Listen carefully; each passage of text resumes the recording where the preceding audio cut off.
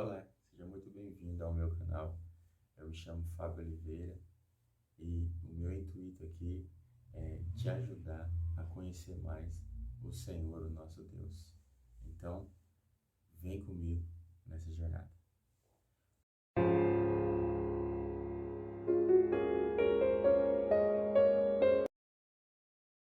Hoje, o meu objetivo é te ajudar a ter uma vida centrada no Evangelho. E quando eu falo em te ajudar a ter uma vida centrada no Evangelho, o que pode vir à sua mente é: mas eu já tenho uma vida centrada no Evangelho. Mas uma pergunta muito óbvia é: o que exatamente é o Evangelho?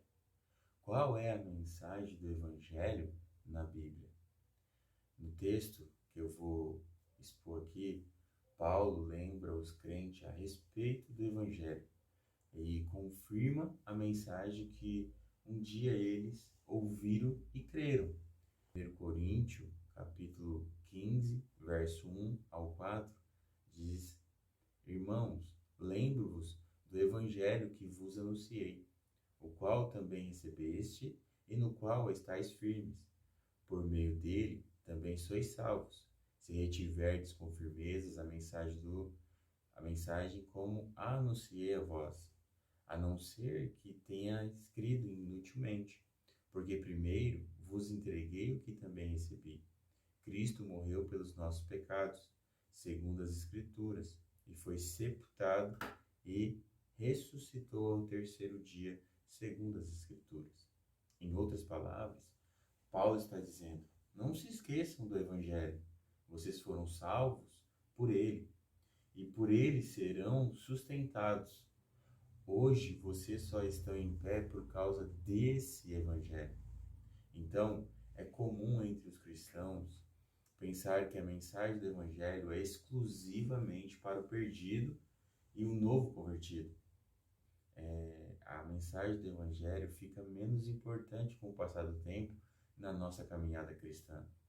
Porém, a mensagem é essencial e ela deve ser centrada durante toda a nossa vida, né?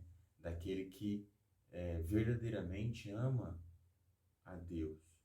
Mas, infelizmente, no meio dos crentes, o Evangelho é apenas presumido e não ensinado ou proclamado como o centro da vida cristã. Esta é uma questão que devemos esclarecer antes de dar o próximo passo.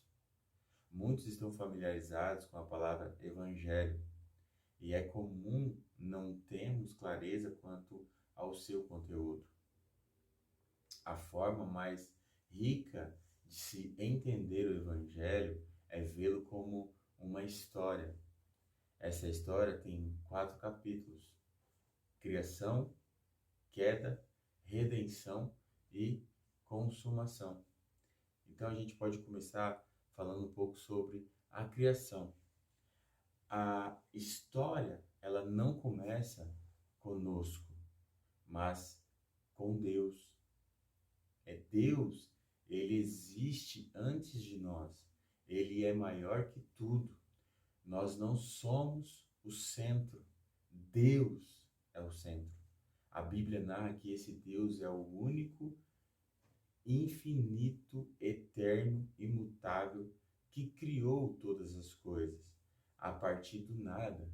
A gente pode ver isso em Gênesis 1, do verso 1 ao 31. Esse Deus único existe em 3 pessoas: o Pai, o Filho e o Espírito Santo. Mateus 28, 19. Como Deus é triuno em seu ser, sua motivação ao criar o mundo não foi porque precisava de algo, seja relacionamento, adoração ou glória. Antes ele o criou por causa do transbordar de sua perfeição, seu amor, sua bondade, sua glória. Deus criou os seres humanos à sua imagem, Gênesis 1, 27. E isso é o que nos confere dignidade e valor. Ele também nos criou humanos, o que significa que somos seres criados, dependentes do nosso Criador. Segundo aspecto da história do Evangelho, nós podemos também compreender a queda. Gênesis 3, 1, verso 1 ao 7. Diz assim: Ora, a serpente era o mais astuto de todos os animais do campo que o Senhor Deus havia feito. E ela disse à mulher: Foi assim que Deus disse? Não comereis de nenhuma árvore do jardim? Respondeu a mulher à serpente: Do fruto da árvore do jardim podemos comer, mas do fruto da árvore que está no meio do jardim, disse Deus: Não comereis dele, nem nele tocareis. Se o fizer, morrereis, disse a serpente à mulher. Com certeza não morrerás. Na verdade, Deus sabe que no dia em que comerdes desse fruto, vossos olhos se abrirão e sereis como Deus, conhecendo o bem e o mal. Então, vendo a mulher que a árvore era boa para dela comer, agradável aos olhos e desejável para dar entendimento, tomou do seu fruto, comeu e deu dele a seu marido, que também comeu. Olhando para esta passagem, temos o momento da queda do homem. Temos a origem do pecado. E qual foi o problema aqui? E o Senhor Deus tomou o homem e o colocou no jardim do Éden para que o homem o cultivasse e guardasse. Então o Senhor Deus ordenou ao homem: Podes comer livremente de qualquer árvore do jardim, mas não comerás da árvore do conhecimento do bem e do mal, porque no dia em que dela comerdes, com certeza morrerá.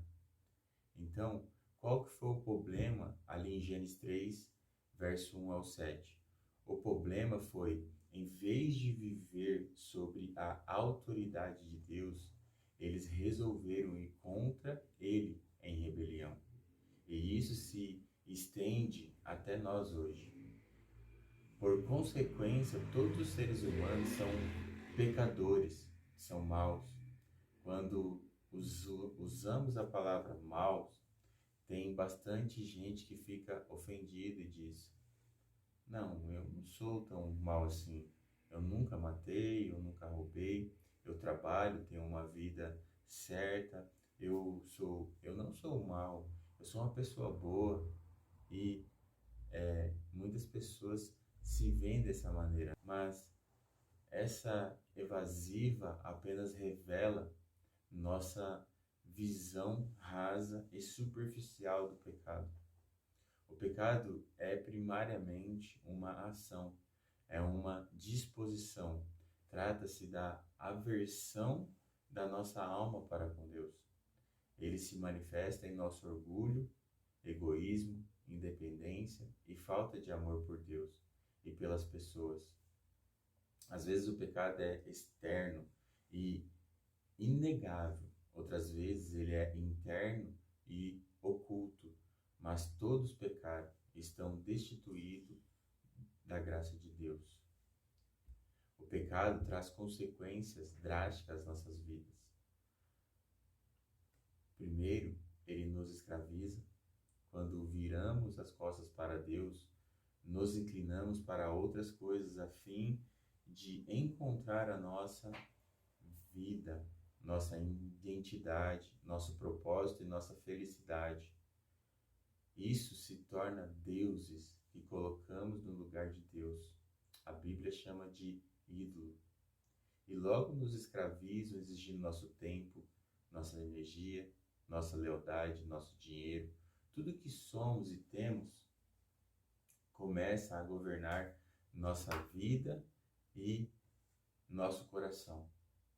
O pecado nos leva a servir a coisas criadas em lugar do Criador. Em segundo, o pecado leva à condenação. Não somos apenas escravizados pelo pecado, somos culpados por causa dele. Estamos debaixo de uma sentença de morte por nossa imensa traição contra a santidade e a justiça de Deus. Em terceiro ponto, eu quero falar agora de outro aspecto da história, é a redenção. Então, até agora eu dei notícias ruins, onde você descobriu que é mal, e isso é intrínseco ao ser humano.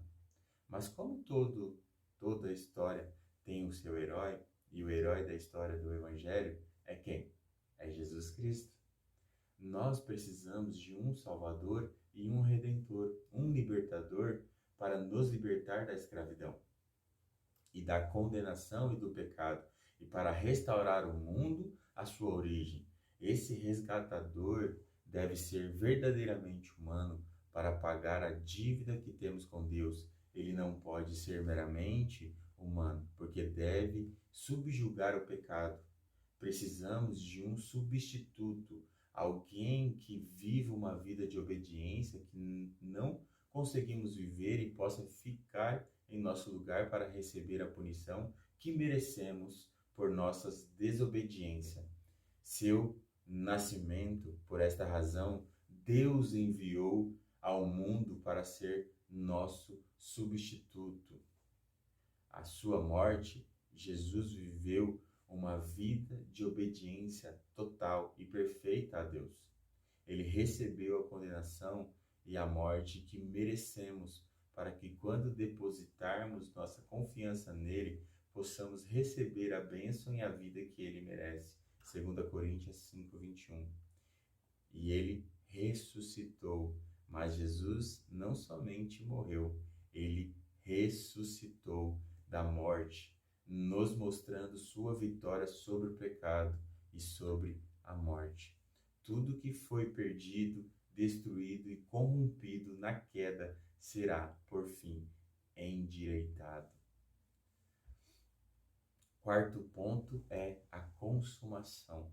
Experimentaremos a salvação de Deus e nos tornaremos agentes da sua redenção no mundo. Pela fé. Efésios 2:8-29. O que isso significa? Imagine que você foi a um evento para ver um artista, para ser mais específico, um equilibrista. Ele já fez mais de 1 bilhão de travessias em sua carreira, e naquele momento ele vai atravessar de um prédio ao outro. E você vê ele fazendo isso, ali, agora mesmo, diante dos seus olhos. Daí, vem o convite para você, do equilibrista. Entra dentro deste carrinho de mão e ele conduzirá este carrinho numa travessia com você dentro. Isso é um exemplo de fé. Você precisa confiar no equilibrista para entrar dentro do carrinho, para que ele empurre esse carrinho com você dentro. A fé é confiança no outro. Quando confiamos em Jesus, somos libertos da condenação do pecado e de sua escravidão.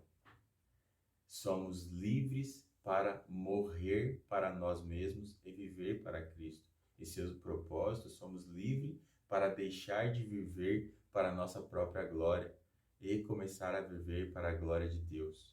Deus prometeu que Jesus voltará para finalmente julgar o pecado e fazer nova todas as coisas.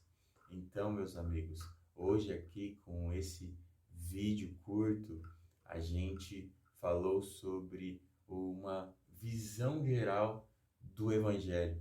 Nós não fomos muito a fundo em cada ponto por ponto, porque a minha intenção aqui com esse vídeo foi passar para você uma visão geral do Evangelho e para que você pense nesses pontos, nesses aspectos da história do Evangelho e para que você compreenda o que nós vamos falar nos próximos vídeos.